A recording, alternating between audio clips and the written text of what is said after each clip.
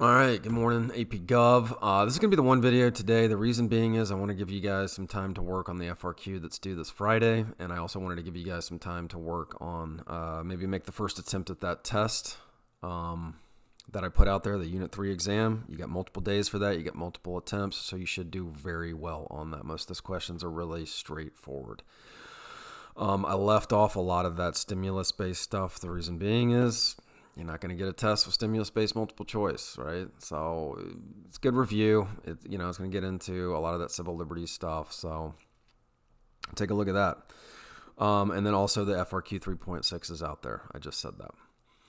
Okay, so this is a really important video because we're talking about the argument essay, having gone through what has now been your second round of the argument essay. I realize a lot of you guys, you either forgot kind of the formula I told you about, you kind of forgot how to write that thesis. I'd say it was about 50-50. About half of you guys, you wrote it through that formula I gave you. Your thesis looked great, but about half you guys, you just kind of, it was just kind of this freestyle. It was not how I had taught you to write this thing back in January. Here's the bad news with the FRQ essay. If you don't get the thesis point, the most you can get is 1 out of 7 points on that FRQ. So the whole thing could be great. You've got evidence, and you're showing understanding of the evidence, and you're making connections, but you don't get that thesis point. Well, it's all for naught. Okay, so that's the bad news. The good news is it's not a hard point to get. It's really not. Writing a thesis in AP Gov is not hard. Now, it's going to be hard for the 50% of the test takers out there who are in 9th grade and have no exposure to high school writing other than this year. And then think about it, they've spent most this year, or at least a good part of it, at home at this point.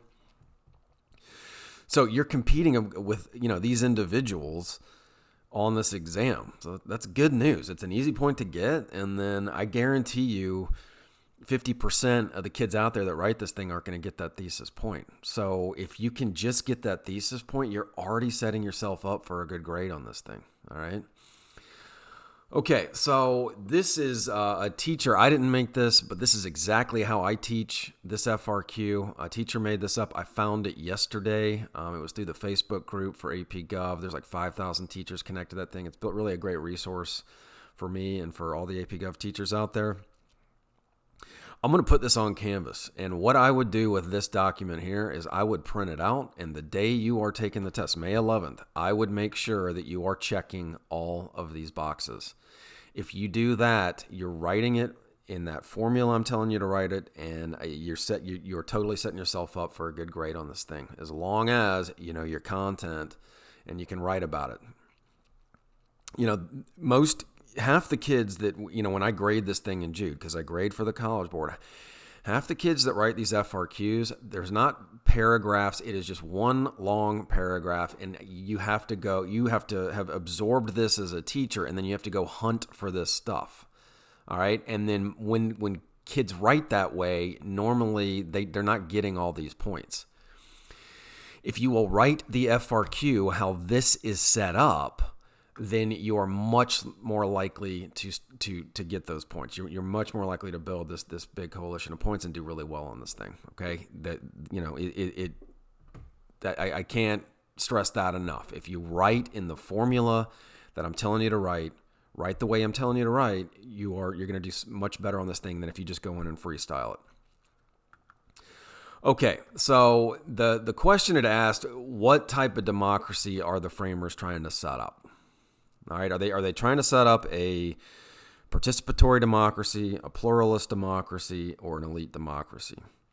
I'd say about a third of y'all said participatory, and that's going to be a really tough one to argue. So you went with participatory, where citizens are heavily involved in policy making. But, from day one in the United States, that's really just not the case. You try to use Brutus I as evidence.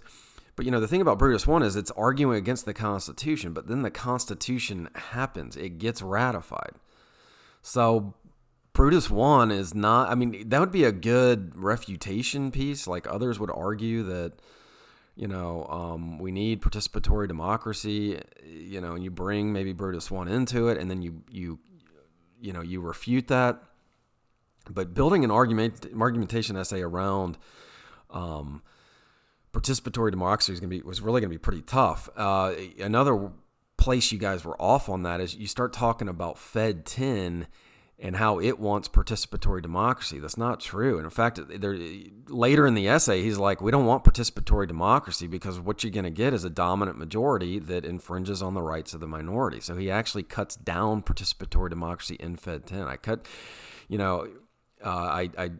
took points off if you guys made that argument because it's just simply not true. You weren't going to get the points with the College Board. I had set up a video where I said I think the best way to go on this thing is arguing elite democracy. Pluralist democracy, you can argue that as well. I think elite is very, it's going to be much easier to argue because we see a lot of it in the original Constitution. So from 1789, into the 19th century, you really see a lot of this elite democracy playing out. All right. Let's talk about the thesis. Okay, so I'm going to come over here to the left. Look what this. All right, so they have this set up as well, where they're saying like, here this teacher's made this pretty much graphic organizer where it's saying, okay, restate the prompt. So you restate the prompt. Now make the claim or the thesis, and let's look at this essay. And let's see if we can plug all this in there. So are they restating the prompt? Yeah, they say elite democracy best achieves the founder's intent for an American democracy. So there's the restated prompt. Now, a lot of you guys, well, some of you, about a third, this is where you stop. And you're like, here's my thesis. So literally, like, ignore this and this. What's highlighted in blue, that's all you put. You said elite democracy best achieves the founder's intent for an American democracy. And then you go into your evidence here and your evidence here. If you do that, you're going to get a 1 out of 7 on this. And it's game over. You need to make sure you write the word because the word because is setting up your line of reasoning. So elite democracy best achieves the intent of the founders by ensuring a stable government run by the people because they only trusted the government to be run by a group of well-educated and wealthy men. And you don't have to explain this. You're going to explain this, your line of reasoning, down here with your evidence. You can stop there. Notice what they say. Where does she? The teacher that set this up, somewhere along the lines. All right, look, used the word because. You see that right here. Look, forget about an intention getter or in fluffy backstory. You don't need it and no time for it. I told you guys that back in January. Like, you do not have time to get into this big backstory and all this background and this introductory paragraph where you're showing people how smart you are. Don't do it. Just get straight to the point. This person here, they didn't even need this first sentence. All right, it's fine. All they could have done is had that right there. That is one sentence. They've restated the prompt, and now they've got that word because that sets up the claim. The claim is that they wanted government run by a well-educated and wealthy men. An elite group, elite democracy. There you go. Okay. Specific piece of evidence. Cite a specific piece of evidence. They say use the Constitution as evidence. So this person's done that. They're saying in Article 2, Section 1, the Electoral College was established as the way to elect the President and Vice President of the United States. That satisfies this right here, the specific piece of evidence. Now what they need to do is they need to show understanding of that evidence. So the founders included the Electoral College in the Constitution because they did not trust the American people to be well-informed and or educated enough about current political matters for them to choose a president who would be good for the country. Now they're satisfying understanding the evidence. Now they say, therefore, instead of a popular vote, the Electoral College was created to ensure that a group of well-educated men were the ones deciding on the fate of the country rather than common folk. Now here, they're checking this third box here where it's going back and supporting the thesis. All right, so far, they've restated the prompt. They've made the line of reasoning. They've used the word because. They've satisfied these 3 boxes. Now, if they just do that again with a second piece of evidence, they are good. They are 7 out of 7.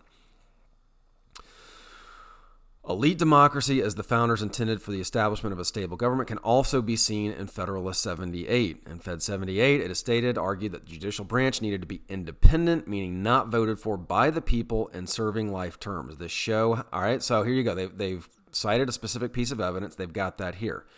This shows how the founders intended most closely for American democracy to be elite democracy in order to achieve a stable government, because they believed the only way for the judicial branch to protect the Constitution and individuals' rights was for it to be made up of educated and thoughtful people. Okay, they're showing understanding, and, right, as a result, judges would remain impartial, would not be influenced by the people, and would ensure that the government remained a stable reflection of the Constitution. The founders believed in a government run by the people, but only people, men who were well-educated and wealthy enough to properly continue the founders' intention for American government. They're bringing it back to the thesis, okay? So again, it backs up the thesis.